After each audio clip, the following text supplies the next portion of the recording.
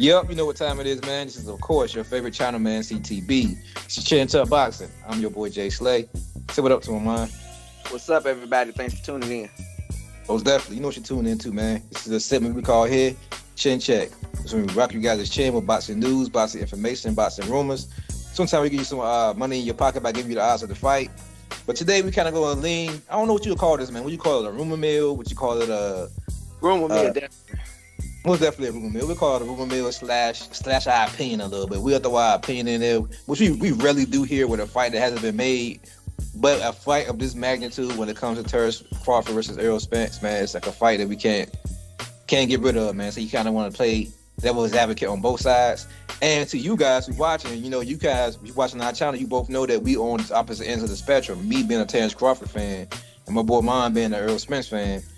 That pretty much make this show unique, because we can both get our perspective on each fan basis, and then without trying to be too biased, of course, but we're going to try to give you our honest thoughts on both situations. Let's start with the most recent situation, man. Let's start with Golden Boy trying to put that bid in to Terrence Crawford, man. What was your first opinion when you first seen the photo of Bernard Hopkins and Oscar De La Hoya with Terrence Bud Crawford? And then on top of that, the caption of the quote-unquote big news to come under the photo. It worried me because I don't want to sign the Golden Boy for a lot of reasons. You know, first, Golden Boy to me is bad when it comes to marketing black fighters. Of course, the only thing for Terrence Crawford is he already got a name, he already established, so he's not a young guy. So it won't be too much of a big deal, I don't think, being with Golden Boy on that. But the biggest thing is we want to spend some Crawford fight, and I don't know if that helps us get closer to that fight, because I think when I think about a fight or a promoter, I think about what's the best business deal for them.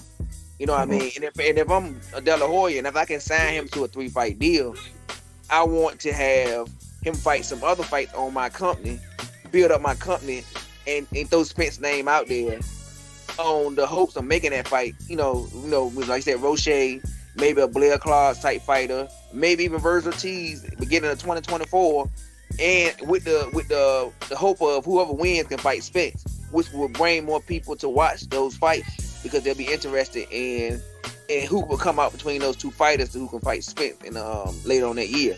Me personally, I don't think Spence will stay around at 147 that long. I think he's pretty much stretching thin now. So that fight has to be made this year, because I don't think Spence can stay in the weight class another year, and they both getting older.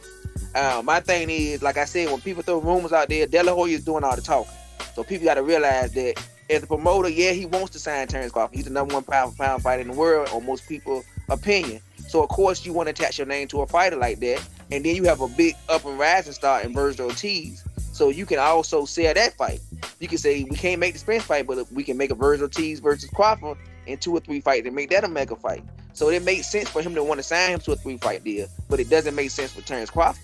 Maybe a 1-fight deal, because he's a free agent. He might want to do a 1-fight deal with Golden Boy, because it looks like Errol Spence was going to go the Keith Thurman route. So that means that if he want to get a fight in the spring too, then them guys will both be open in the fall. So I don't get mad at him for trying to find a 1-fight deal, because if he's going to do a 3-fight deal, I think he should be going to PBC trying to make a 3-fight deal with Spence and Charlo name attached to it, so he can shoot for undisputed in 2 different divisions. So I would do that, because he would get more accolades, and it would be bigger fights for him. So I think we just need to calm down, because the fighter haven't said anything yet. We get caught up in the promoter picture, but until Terrence Crawford come out and say, I'm signing the Golden Boy, I'm not going to come out and say that was a stupid ass deal or this and that, because we don't know what they talked about. We don't know all the deals, all the, the back talk or what they got going on. So I'm gonna just let it play out. I think whatever the Golden Boy and the Crawford got going on, it should come out in 2 or 3 weeks. And when Crawford come out and say it, then we'll find out.